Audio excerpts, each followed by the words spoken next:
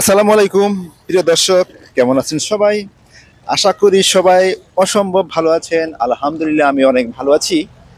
আমার পেছনে দেখতে পাচ্ছেন পানি, সাগর, এবং তার পেছনে আছে নৌকা, জাহাজ এবং ফেরি।